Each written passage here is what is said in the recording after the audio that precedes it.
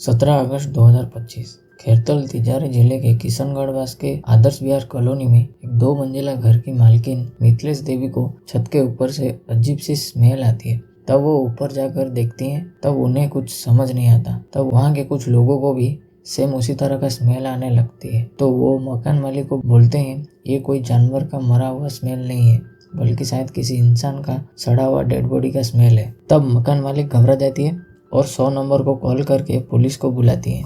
Police भी तुरंत पहुंच जाती है। ब्लू कलर का ड्रम ऊपर के घर के किचन में रखा हुआ था, उससे निकाल कर छत के ऊपर लाती है पुलिस। उस ड्रम को कैप लगाकर सील किया गया था। उस कैप को खोलकर पुलिस चेक करने लगती है। जब ऊपर का कैप खोला गया तो वो स्मेल और भी बढ़ने लगा। तब सभी को शक होने लगा, ये किसी जानवर का नहीं हो सकता।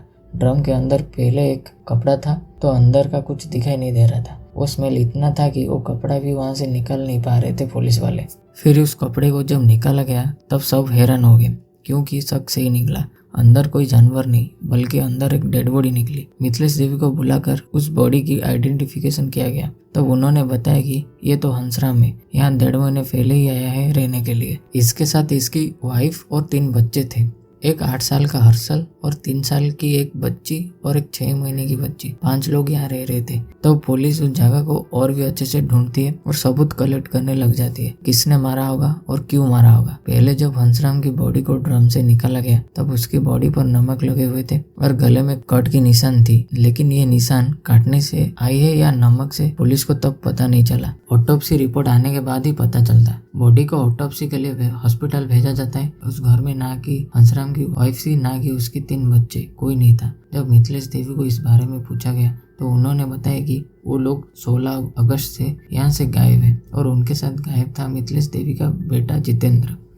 Welcome to the case. My name is Manoranjan and you are watching Hansram blue drum case. Hansram Uttar Pradesh के शाहजहांपुर जिले के खंडेपुर का रहने वाला था। 9 साल पहले हंसराम की शादी लक्ष्मी के साथ हुई थी। लक्ष्मी भी उत्तर प्रदेश की रहने वाली थी। वहाँ पर ही हंसराम काम करता था। शाहजहांपुर में ही दोनों की 3 बच्चे होते हैं। लेकिन 5 महीने पहले हंसराम शाहजहांपुर छोड़ खैरतल तिजारी जिले के किशनगढ़ वास में एक ईंटे की फैक्ट्री में काम करने के लिए अपनी वाइफ और 3 बच्चों को लेके आ गया था। यहाँ पर इन लोगों की मुलाकात जितेंद्र शर्मा से होती है, जो कि वहाँ का अकाउंटेंट का काम करता था।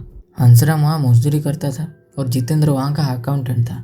दोनों की दोस्ती होती है, दोनों मिलकर ड्रिंक करते थे। हंसराम जितेंद्र को अपने घर पर बुलाता था और डेली वो ड्रिंक करते थे। लक्ष्मी भी उनके साथ बैठकर ड्रिंक करती थी। लक्ष्मी रील बनाने लग गई थी वहाँ आकर, जो कि हंसराम को इतना ज़्यादा पसंद नहीं था। हंसराम और जितेंद्र बहुत अच्छे दोस्त बन गए थे। कुछ महीने बाद जितेंद्र और हंसराम की बारिश के मौसम की वजह से काम चला जाता है। हंसराम अपने घर उत्तर प्रदेश लौट जाने वाला था, लेकिन जितेंद्र उन लोगों को अपने घर पर ऊपर की कमरे को रेंट में लेके रुकने को बोलता है, वहाँ जब तक काम ना मिल जाए। क्योंकि हंसराम और जितेंद्र दोस्त बन चुके थे और मिलकर ड्रिंक करते थे, इसी वजह से हंसराम मान जाता है और आदर्श विहार कॉलोनी में जहाँ जितेंद्र का घर था वहाँ ऊपर की कमरे पर रेंट में रुक जाते हैं। जितेंद्र अपनी माँ मिथिलेश देवी को बताता है कि ये लोग उसके दोस्त हैं और काम मिलने तक यहाँ कमरा रेंट पे लेके रुकेंगे, फिर चले जाएंगे। दोनों को कोई काम नहीं मिल रहा था, दोनों रात होते ही ड्रिंक करते थे। हंसराम अपनी बाइक बेचकर दारू लाके पीता था। कुछ दिन बाद हंसराम को जितेंद्र और लक्ष्मी पर शक होने लगता है कि उनके बीच एक्स्ट्रा मैरिटल अफेयर चल रहा है। हंसराम पहले से ही लक्ष्मी की रील बनाने की आदत से गुस्से में था। जब उसका काम चला गया, वो दिन भर घर में बैठा तो उसके मन में बहुत सारे ख्याल आने लगे। वो ड्रिंक करके लक्ष्मी को शक के आधार पर मारने लगता है और सिगरेट की आग से दाग देता है। तब जितेंद्र आके छुड़ाता था। हंसराम का शक इतना बढ़ गया था कि जब जितेंद्र हंसराम का 8 साल का बच्चा हर्षल का स्कूल में एडमिशन करवाया था, हंसराम ड्रिंक करके उस बच्चे को मार के धमकाने लगा, लक्ष्मी और जितेंद्र के बीच क्या है बता, नहीं तो तुझे भी मार दूंगा।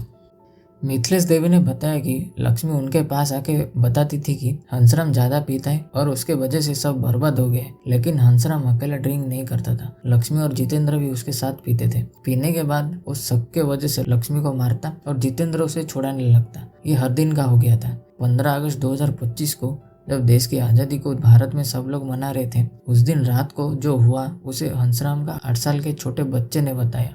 उस दिन रात को हंसराम हर्षल को लक्ष्मी के बारे में पूछने लगा, लक्ष्मी और जितेंद्र के बीच क्या है। जब वो कुछ नहीं बोला तो तो उसके गले पर ब्लेड से हमला करने की कोशिश किया था।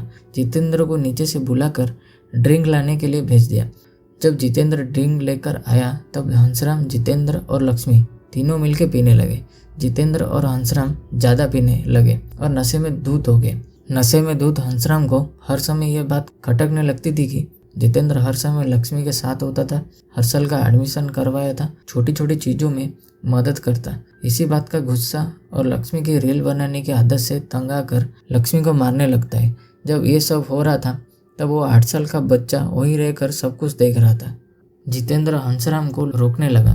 तब हंसराम जितेंद्र को बोलने लगा कि तेरे वजह से सब कुछ हुआ है, तू रोकने की कोशिश करेगा तो तुझे भी मार दूंगा। ये बोलकर जितेंद्र को मारने के लिए लोहे की रॉड लेकर आगे बढ़ा। तब लक्ष्मी हंसराम को पीछे से पकड़ लेती है और दोनों मिलकर हंसराम को नीचे सुला देते हैं। तब लक्ष्मी हंसराम के पैर पकड़ती है और जितेंद्र हंसराम की मुंह को तकिए से दबाने लग जाता है। कुछ देर बाद हंसराम की मौत हो जाती है। रात भर हंसराम की बॉडी को वहीं बेड पर छोड़ देते हैं। हर्षल जब थोड़ी देर सोकर आधी रात को उठ के हंसराम को देखने गया था तब उसने बताया कि हंसराम सो रहा था, लेकिन जब सुबह उठ के उसने देखा तब जितेंद्र और लक्ष्मी हंसराम को एक ब्लू ड्रम में भर रहे थे। हर्षल जब पूछा हंसराम के बारे में तब जितेंद्र ने बताया कि कल रात को हंसराम ज्यादा झगड़ा कर रहा था, इसीलिए उसे मारना पड़ा। यह बोलकर हर्षल को अपना फोन दे देता है खेलने के लिए। जितेंद्र और लक्ष्मी हंसराम को ब्लू ड्रम में भरकर उसमें नमक डाल देते हैं ताकि बॉडी जल्दी गल जाए और ऊपर कपड़ा डाल देते हैं और ड्रम को सील कर किचन में छुपा देते हैं। जितेंद्र, लक्ष्मी और 3 बच्चों को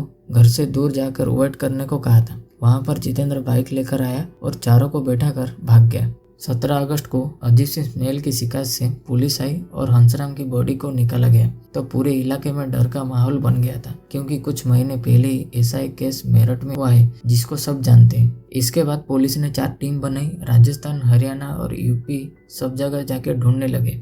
लेकिन 18 अगस्त को एक व्यक्ति कॉल करके बताता है कि जितेंद्र और लक्ष्मी यहाँ आके छुपे हैं। ये व्यक्ति रामगढ़ ईटे की फैक्ट्री का मालिक था जो कि किशनगढ़ बास से 50 किलोमीटर दूर पड़ता था। पुलिस वहां जाके उन लोगों को अरेस्ट कर लेती है और 3 बच्चे वही उनके साथ ही मिल गए। जितेंद्र और लक्ष्मी से पूछताछ पुलिस करती है, लेकिन वो लोग बताने से पहले 8 साल का हर्षल सब कुछ बताने लगता है। जब पुलिस इन्वेस्टिगेशन कर रही थी तब हंसराम का भाई गौतम यूपी से किशनगढ़ पास आता है और बताता है कि उसके लास्ट कॉल पे बात हुई थी 9 अगस्त को। हंसराम ने बताया था कि वो खिरथल में काम करेगा। उसके बाद से हंसराम से बात नहीं हुई। जब हंसराम लक्ष्मी को गौतम से और अपने परिवार वालों से बात करने को बोलता है तब लक्ष्मी कॉल काट कर चली जाती है। जब जितेंद्र और लक्ष्मी को पुलिस अरेस्ट कर पुलिस स्टेशन लाती है तब लक्ष्मी जितेंद्र को बचाने के लिए बोलने लगती है कि हंसराम उसे मारता पीटता था, जितेंद्र आके उसे बचाता था, इसकी कोई गलती नहीं है इसमें। हंसराम के घर वालों का ये कहना है कि लक्ष्मी कैरेक्टरलेस थी और उस पर पहले से ही डाउट था। हर समय झगड़ा करते थे दोनों, कोई भी बात नहीं मानती थी लक्ष्मी। ये सब जो हुआ, लक्ष्मी को कड़ी से कड़ी सजा मिलनी चाहिए, ये बात हंसराम के घर वालों का कहना था। तो ये था आज का केस। जल्दी मिलते हैं अगले केस के साथ। इस वीडियो को लाइक और शेयर जरूर करें और क्राइम फ्यूजन को सब्सक्राइब करके मुझे सपोर्ट करिए।